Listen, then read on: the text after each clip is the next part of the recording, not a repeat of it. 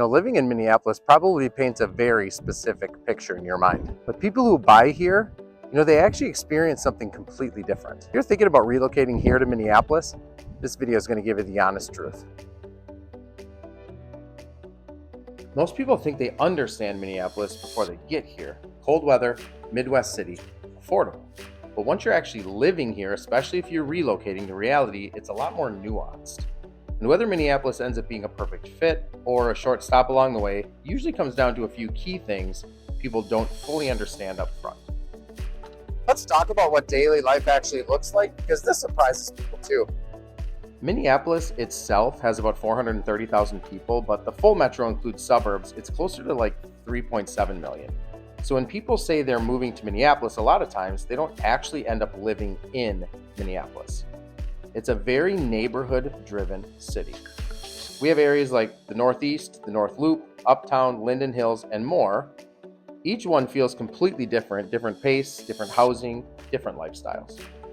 That's why relocation buyers don't really ask, should I live in Minneapolis? They ask, where inside of Minneapolis should I live? This is where a lot of people get it wrong too, because not all Minneapolis living is the same. Let's take a look at 4 areas today. The North Loop. North Loop has newer buildings, walkability, restaurants, higher price point. It's where a lot of relocators start. Then we've got Northeast, a little more character, older homes, strong food and great brewery scene. It's a little more laid back. We have Uptown, very lifestyle driven, walkable to lakes, restaurants, great nightlife, but it's gone through some changes in the last few years as well. Then we have Linden Hills, quiet, residential, near the lakes, higher price point, but completely different feel than downtown living. It's the same city, but these are 4 completely different lifestyles. And it's why Minneapolis can either feel like a perfect fit or completely off, depending on where you land. And that's not to mention all of the other little micro neighborhoods within Minneapolis that span for 58 square miles. Let's talk about numbers, because this is where the opinion of Minneapolis sort of starts to shift. We used to be considered sort of a cheaper Midwest suburb. That just isn't the case anymore. In Minneapolis proper, the median home price is $350,000. But what you're buying looks pretty different than what you get in the suburb. It's a smaller home, 1,200, 1,500 square feet. Most of the homes built before 1950. So you've got older homes. It does mean charm, character, but also maintenance, updates, and sometimes higher ownership costs than you might expect. If you're coming from a newer market, this can feel like a step back in space, but a step forward in location and lifestyle. Purchasing a home is one thing, but renting a home here in Minneapolis, that can get quite costly as well. If you're in a little 2-bedroom, 1-bath home, it's not uncommon to be $1,500 to $2,000 per month. And if you're in something larger, it's going to be quite a bit more expensive. Now, in addition to rent, there can be another cost for parking, depending on where you live. You also have property taxes, higher than most people can actually expect, higher than the suburbs, of course. And then there's something people don't always factor in, that's going to be your winter costs. We have heat bills, snow removal, vehicle wear and tear. It's not deal breakers for most people, but it is a part of the reality of living in Minneapolis. Now here's where Minneapolis really does things correctly. The outdoors, the walking paths, the bike paths, the lakes, things to enjoy the outdoors when we do have great weather, Minneapolis really shines. The park system is one of the best in the country. Lakes, trails, green space, all built directly in the city. Summers here, incredible. It's where Minneapolis actually shows off. The food scene is strong, the art scene is strong, especially in the North Loop and the Northeast. Winters, they're not just cold, they're long. That's the biggest adjustment. Crime varies heavily by neighborhood. It's very block by block in the city of Minneapolis. You're going to want to do your homework before choosing a neighborhood. You got parking, snow emergencies, street rules. All of that becomes part of a daily life depending on where you live.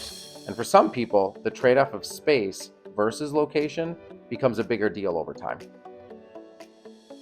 Now look, most people, we still drive, even if we live in Minneapolis, even if we live in downtown Minneapolis.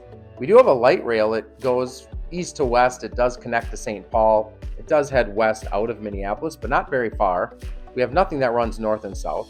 We've got a pretty good bus system, but just nothing compares to hopping in your car and being just about anywhere you want in our city in 30 minutes or less.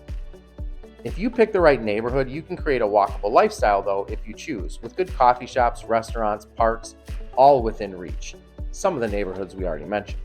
Here's the honest answer, the same one I give all of my clients. Minneapolis works really well if you want a little bit of walkability, a value lifestyle over square footage, and you like being near the restaurants, the parks, and the high energy.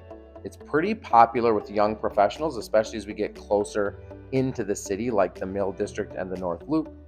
You've got remote workers it's pretty popular for.